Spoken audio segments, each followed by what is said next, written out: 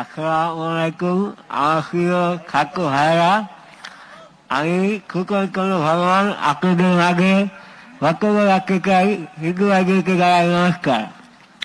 আমি আপনাদেরকে বলতে চাই যে খোলাখার শেখাশোনার জন্য আজকে আমার মুখের এই অবস্থা।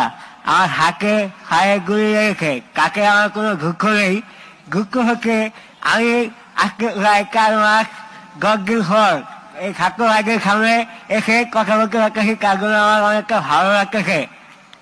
আর সেই সঙ্গে আমি জানাচ্ছি ছেলেটা শেখাশোনা শুধু যে আমার এই অবস্থা করছে তাই নয়, আমার এই চোখের সামনে এক ভাই এই দিক দিয়ে গুলি লেগে এই দিক দিয়ে হয়ে যায়, এবং কি রক্তে সে জায়গাটা ভেসে যায়। তাকে নিয়ে অনেক গোলাগুলি করেছিলাম আমিও, কিন্তু সেটাকে গাড়ি যেতে পারি নাই। ডাক্তারি খানা ঘেরাও করার সময় তখন পুলিশ আমাকে খুব কাছ থেকে গুলি করেছিল।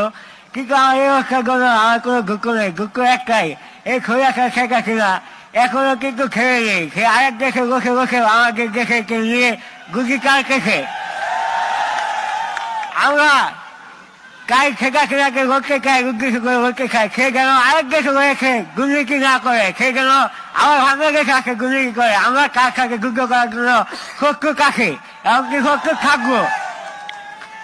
আর আমার যেসব ভাইরা খুঁড়ে খুঁড়ে গিয়েছেন, এমনকি সেই খোলাখার শেখাশোনা অনেক ভাইদের রাত দূর করে হয়েছে, তাদের এখনো খবর নেই। আমরা চাই কারো যে খোলাখার শেখাশোনার যেন সতর্ক হয়, আর তার শাস্তি দাবি করছি আমরা, তাকে যেন খুব দূর করে শাস্তি দেওয়া হয়। এটাই ছিল আমার বলার। আমি জানি আপনাদের আমার কথা বুঝতে অনেকটা কষ্ট হচ্ছে, কিন্তু সেই সঙ্গে আমাকে বলতে হচ্ছে, কারণ এই খোলাখার শেখাশোনার জন্য আজকে আমার এই অবস্থা। তাই আমি চাই তার যেন ফাঁকি হয়, তার যেন কঠিন একটা শাস্তি হয়। আপনারা সেই ব্যবস্থা করবেন। খুলনা শাস্তির ফাঁকি চাই, আপনারা সেই ব্যবস্থা করবেন। এমনকি আমরা সেটা পারবো যদি আমরা সবাই একত্রিত থাকি। খুলি হাসি আমাদের কিছুই করতে পারবে না, আমরা সবাই একত্রিত থাকবো। তাই খুলি হাসির কোনো দুর্নীতি এ দেশে করতে দেওয়া যাবে না। হ্যাঁ, আমিও খুলি হাসির ফাঁকি চাই।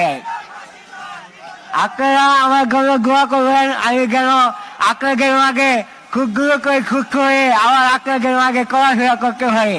এমনকি খুবই আশীর্বাদ যোগ্যে আপনারা আমাকে দোয়া করবেন। আপনারা সবাই ভালো থাকবেন, সুস্থ থাকবেন।